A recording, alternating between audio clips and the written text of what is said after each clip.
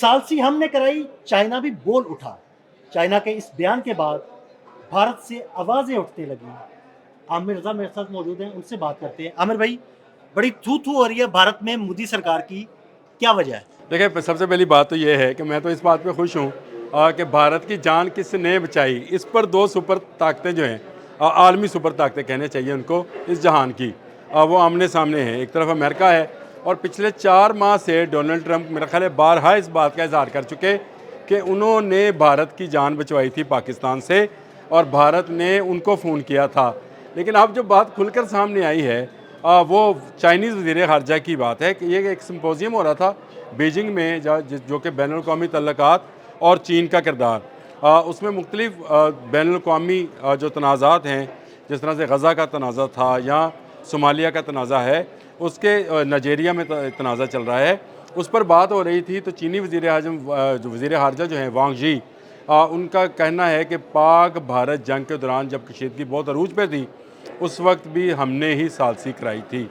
इसका मतलब पता क्या है? इसका मतलब ये है कि एक पल चैन नहीं आ रहा था जब पाकिस्तानी ड्रोन्स दिल्ली और गुजरात में फ्लाई कर रहे थे और कोई हल नहीं था। जब पाकिस्तानी जो मिज़ाइल हैं वो गिर रहे थे और इनकी तमाम आर्मी तनसीबात को तबाह कर रहे थे। जब राफ़ेल गिरे, जब MiG-29 गिरा, Su-30 गिरा, उस वक्त इनकी बेचैनी का ये आलम था कि अमेरिका के पाँव तो पड़े ही पड़े। इनको पता था कि पाकिस्तान चीन को इनकार नहीं करेगा। बिल्कुल, यही बात। ये वो बात थी जिस पर मजबूर हुए ये।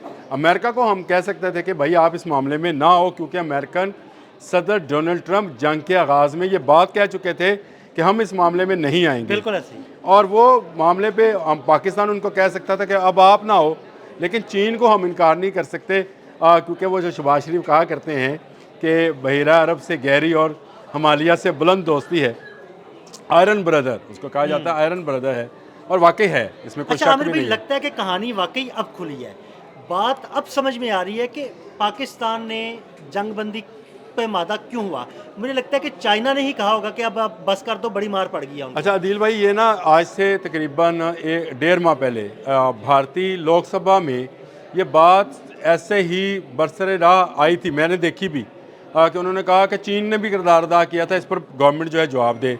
लेकिन ये बात दब गई। देखें, उसमें चीन की तरफ से कोई बयान नहीं आया हुआ हाँ था जी। और ये समझा जा रहा था कि शायद मोदी मुखालिफ कुव्वतें जो हैं उसको दबाने के लिए चीन का नाम ले रही हैं। लेकिन वांग यी की जानब से, यानी वज़ीर ख़ारजा चीन, आप उसकी हैसियत चेक करें, ये अमेरिकन सेक्रेटरी ख़ारजा से भी पावरफुल शख्स है।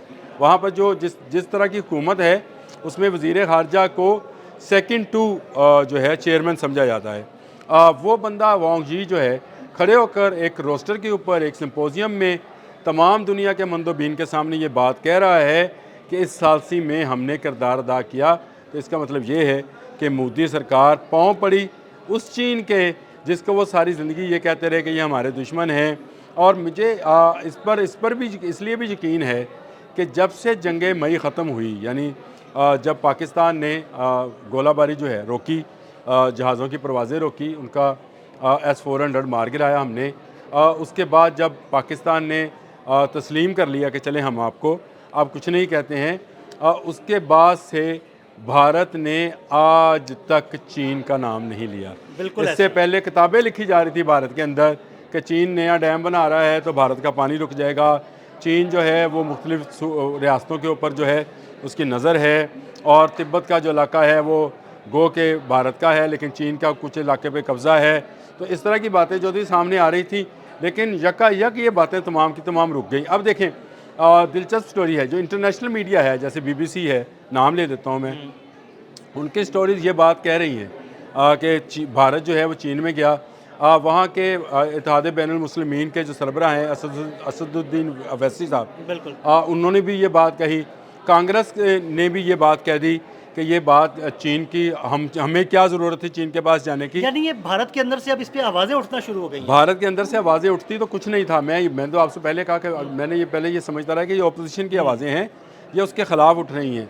चीन से आवाज़ उठी है, तो इसका मतलब ये है कि ये सालिसी डोनाल्ड ट्रंप के कहने पे भी नहीं हुई, ये चीन के कहने पे हुई थी। और पाकिस्तान ने चीन के कहने पर जो है जंगबंदी पर आमादगी का इजहार किया था।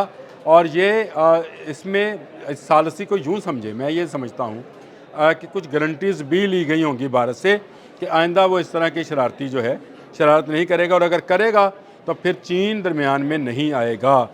ये बैनुल-अक़वामी तौर पर जो लैंग्वेज होती है उसमें आपसे ये नहीं कहा जाता कि फ़लाँ मुल्क जो है वो हार रहा था या जीत रहा था, लेकिन ये बात कहना कि सालसी के लिए चीन आया और उसके बाद भारत के अंदर से वो शोर जो 1.5 माह 2 माह पहले मैंने सुना था वो दोबारा से उठा, और अब ये मुतालबा किया जा रहा है कि मोदी आए और बताए कि किस तरह से उसने किन अल्फाज के साथ जो है चीनी जो चेयरमैन हैं उनकी मिन्नत की थी शी जिन की, या चीनी वज़ीर ख़ारजा को इस सालसी पर मादा और किया ये था। भी बताया कि कौन सी शराइत थी जो रखी गई और वो मानी गई भारत की यही जानिब बात, ये मैंने आपसे कहा कि ये जो इस तरह की बैनुल-अक़वामी लैंग्वेज या इस तरह के जंगबंदियाँ होती हैं उसमें कुछ शराइत जो हैं वो लिखी जाती हैं और कुछ शराइत जो हैं वो ज़ुबानी होती हैं।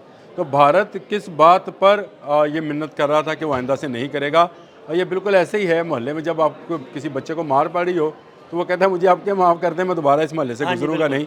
तो इस तरह की बातें जो हैं ये अब सामने आना शुरू हुई हैं, और मैं ये समझता हूँ कि भारत की सुबकी में मज़ीद इजाफा हो गया। पहले तो डोनाल्ड ट्रंप जगह जगह खड़े होकर ये बात किया करते थे कि उन्होंने 8 जहाज़ गिरने के बाद इनकी जान बचाई।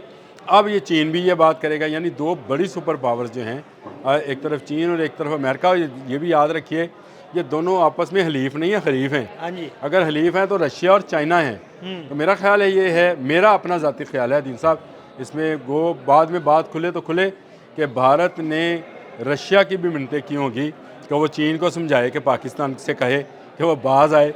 बहुत हो गई। आपको मोदी का वो क्लिप याद होगा जिसमें वो कह रहे होंगे कि पाकिस्तानी फ़ौज ने हम पर ही हमला कर दिया। हाँ जी।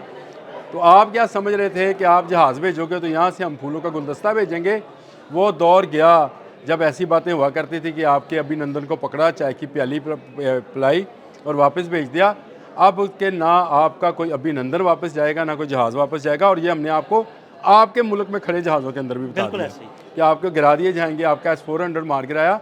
तो भारत के लिए ये सुबकी जो पहले सिर्फ अमेरिका की तरफ से आ रही थी अब चीन की तरफ से आएगी, यानी 2 तरफ़ा बेइज्जती होगी मोदी की, और मोदी की तीसरी बेइज्जती उसके अपने वतन से होना शुरू हो गई है। जिस तरह से मैंने आपको बताया कि कांग्रेस के एक रहनुमा है जे राम रमेश, उनके भी सामने बयानात आए हैं और उन्होंने भी कहा है कि गवर्नमेंट ऑफ इंडिया को इस पर वजाहत करनी चाहिए।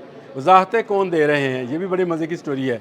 वजाहतें वो दे रहे हैं जिस तरह से हिंदुस्तान टाइम्स है या टाइम्स ऑफ इंडिया है, जो गोदी मीडिया है, वो ये वजाहतें दे रहे हैं कि नहीं नहीं चीन ने नहीं आया। तो आपको कैसे पता जब चीन का वज़ीर ख़ारजा ये बात हाँ जी, कह रहा बिल्कुल है ऐसे ही। कि हमने आपकी जो है सालसी में किरदार अदा किया है, नहीं तो आपको तो और मार पड़ना थी। ये जंग मई आपकी शायद ज़िंदगी की आखिरी जंग साबित होती, और ये वक्त पे रुक गया। और उसके बाद से देख लें, जंग मई में मार पड़ी तो बांग्लादेश में भी हसीना बाजी का तख्ता उलट गया। आपकी जहाँ पर आपने अपनी फस्तायत का मीनार खड़ा किया था, वो तमाम के तमाम मीनार जो हैं वो ज़मीन बोस हो गए, चाहे वो नेपाल है, चाहे श्रीलंका है, चाहे बांग्लादेश है। वहाँ से गिरे और आपको मजबूरन जाकर तालिबान से हाथ मिलाना पड़ा, ऐसा ही है। क्योंकि पूरी दुनिया में अब आपको मुंह लगाने वाला कोई नहीं था। तो कभी आपने मुल्ला मुत्तकी को बुलाया जो उनका वज़ीर ख़ारजा है, कभी आपने उनके वज़ीर सेहत को बुलाया और अपनी अद्वियात बेचने की बात की।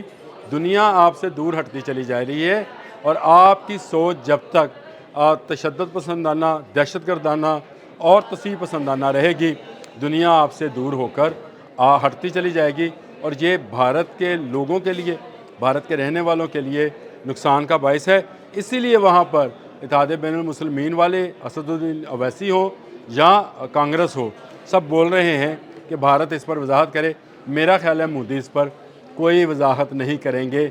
हाँ, अपने गोदी मीडिया के ज़रिए इधर उधर की वो हाँकते रहेंगे, वो हाँक रहे हैं। बिल्कुल, बहुत शुक्रिया आमिर रज़ा जी। बिल्कुल, आमिर रज़ा ने बड़ी तफसील के साथ आपको इस सारे मामले के बारे में बताया। अदील अहमद और आमिर रज़ा को इजाज़त दीजिएगा। अल्लाह हाफ़िज़।